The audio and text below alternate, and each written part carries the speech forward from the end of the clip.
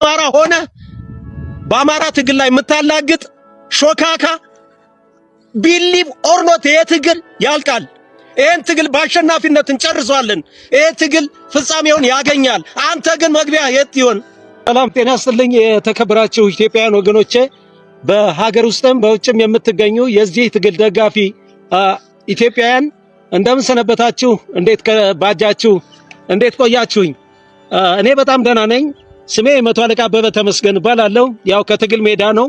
ከዚህ በፊት ያው አንድ ሁለት ቪዲዮዎችን ለቅቄ የተለያዩ አስተያየቶች ስለተሰጠኝ ነው ዛሬ ልገባ ይቻልኩኝ እና የተወሰነችን ምላት ነገር ስላለች ያችን መልእክቴን አስተላልፌ እንሰነባበታለን ማለት ነው። ብዙዎቻችሁ እንዴት ነው መቶ አለቃ አበበ ለንደን ፋኖን በጣም ትክባለህ፣ በሀገር ውስጥስ ደጋፊ የለውም ወይ? እንዴት የለንደንን ፋኖ ብቻ በውጭ ሆኖ ያለን ስብስብ ብቻ ነው አንተ ክብር የሰጠህ እያሞካሸህም ያለ የሚል አስተያየት በብዛት ደርሶኛል። ማሞካሸት አይደለም። እነኚህ ወገኖቻችን ለየት የሚያደርጋቸው ባህር ማዶ ከሀገሩ ውጪ ሆነው ይህን የፋኖን ትግል መደገፋቸው ብቻ አይደለም፣ ለተለያዩ አገራት መሪዎች የአማራ ህዝብን እልቂት አብይ አህመድ በዚህ ህዝብ ላይ እያደረሰ ያለውን የግፍ ጽዋ በድፍረቱ ወጥተው ፓርላማ ላይ ሳይቀር በየሀገሮቹ እንግሊዝ በተለይ በእንግሊዝ ፓርላማ ላይ ወጥተው ይሄንን ከፍተኛ የሆነ ድምጻቸውን በማሰማታቸው እኔ በግሌ አደንቃቸዋለሁ። ትልቅ ክብርም አለኝ።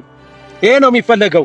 ይሄንን ካልኩኝ ዛሬ ወደ ሀገራችን ስንመለስ በሀገር ቤት ያሉ ወጣቶች ምን እየሰሩ ነው? ይሄንን ትግል ለመደገፍ ምን አይነት እንቅስቃሴ ላይ ነው ያሉት? እንቅስቃሴያቸው እንዴት ነው?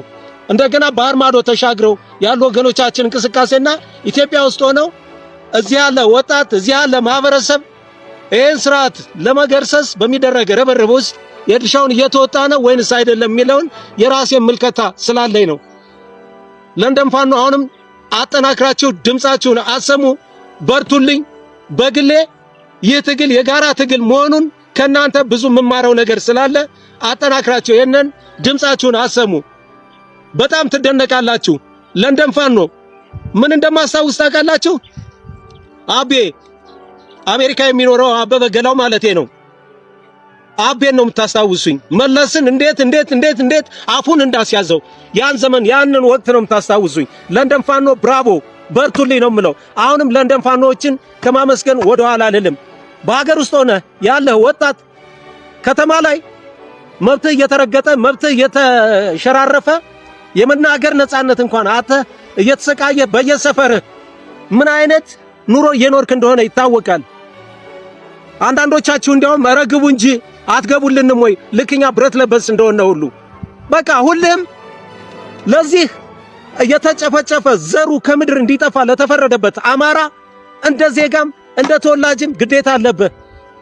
የአማራን ህዝብ ተረባርበን ነው ነፃ ልናወጣው የሚገባን እንጂ ፋኖማ ጀምሮታል፣ ላይጨርስም ደግሞ ትግሉን አልጀመረም።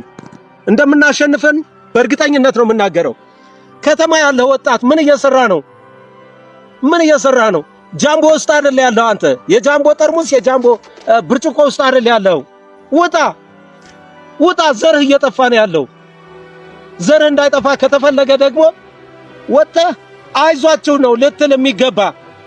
ግማሽ ከብልጽግና ጋር ሆነ የራስህን ወንድም ታስበላለህ፣ ታሳርዳለህ። ይሄንን ካልኩኝ አማራ ሚሊሻ አሁንም እለፍ፣ አልፈህ ቀጥታውኑ ወደ ፋኖ ግባ። መዳኛ ፋኖና ፋኖ ነው፣ አመንክም አላመንክም። ሰሞኑን ባደረጉት እንቅስቃሴ በጣም የሚገርማችሁ ጢስ አባይ አካባቢ የለበሱት ልብስ ላያቸው ላይ ያለቀ ቡትቷ ሚሊሻ ነው የመጣ። ቡትቷ እከካም የሆነ ሚሊሻ ነው የመጣ። እመብርሃን ምስክሬ ናት። ይሄ ከጀርባ የምታዩት የቤተ ክርስቲያን አጥር ጎን ነው ያለሁት። ቤተ ክርስቲያን ጎን ሁኜ ነው ይሄንን መልእክት ያስተላለፍኩ ያለሁት። ስለዚህ አይተነዋል። ሚሊሻ አማራ እርስ በርሱ እንዲተራረድ የአብይ ፕሮግራም ነው። ደሞ እኮ ቆሞ የሚዋጋ ቢሆን ቆመ ጠብቀኝ። ይሄ አልቪን ሚኒሽር ኋላ ቀር መሳሪያ ነው። ራሱ አብይ እንኳን አላምናቸው ብሎ ሚሊሻዎችን ይሄ ኋላ ቀር መሳሪያ ነው አስታጥቆ የላካቸው። ጢስ አባይ ላይ የተሰራውን ስራ ሁሉም ኢትዮጵያውያን አይቶታል። ረግፎ ነው የቀረው።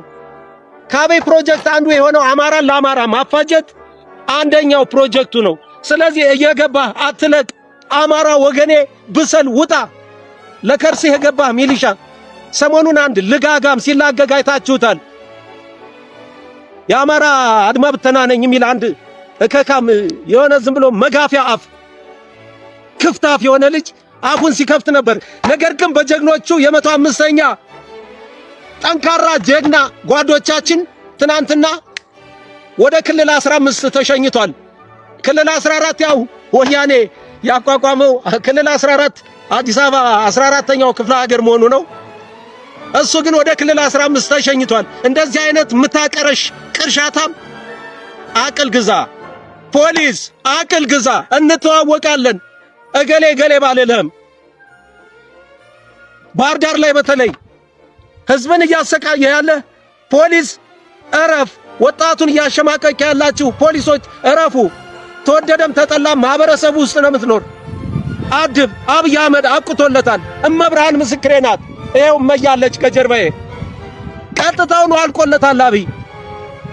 ሰሞኑን በዚያ በአማራ ትንፋሽ በቴዲ አፍሮ ዘፈን እንዴት እንደተረበሸ እንዴት እንደተንቀጠቀጠ እንዴት ዳይፐር በዳይፐር ሆኖ እንደሰነበተ በመላው ዓለም የምትኖሩ ኢትዮጵያውያን አይታችሁታል። ስለዚህ ይሄን ደመጠጭ ስርዓት ተከትለህ አማራ ሆነ በአማራ ትግል ላይ የምታላግጥ ሾካካ ቢሊቭ ኦር ኖት ይሄ ትግል ያልቃል። ይሄን ትግል በአሸናፊነት እንጨርሰዋለን። ይሄ ትግል ፍጻሜውን ያገኛል። አንተ ግን መግቢያ የት ይሆን? እኔ በህይወቴ ብዙ ተሞክሮች አሉኝ።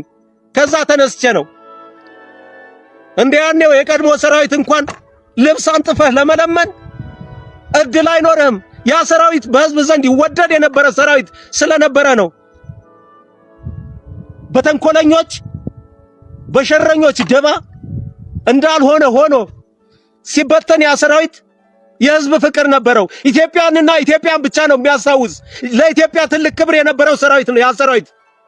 በዚህ አጋጣሚ ይህንን ቪዲዮ የሚደርሳችሁ በተለይ የኔ ባቾች የ18ኛ ተራራ ክፍለ ጦር የ1972 የሁርሶ እጩ ተመራቂ ወንድሞቼ በህይወት ካላችሁ እግዚአብሔር አምላክ እንኳን ለዚህ ችለት በሰላም አበቃችሁ እላለሁ። እኔ የዚያ ትውልድ አካል ነኝ። ቆፍጣና ወታደር ነኝ።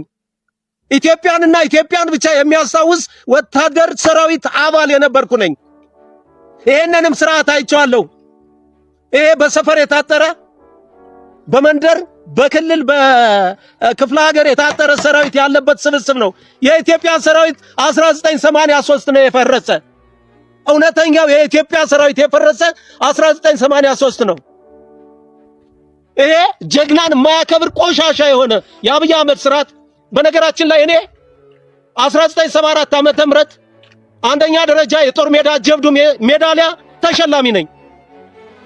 እነ ጄኔራል ተስፋዬ የጉራጌ ተወላጁ እሳቸው አብረውኝ ነው አስመራ ላይ የተሸለም ነው። ያንን ሜዳሊያ ለጀግና ክብር የማይሰጥ ቆሻሻ ስርዓት ነው።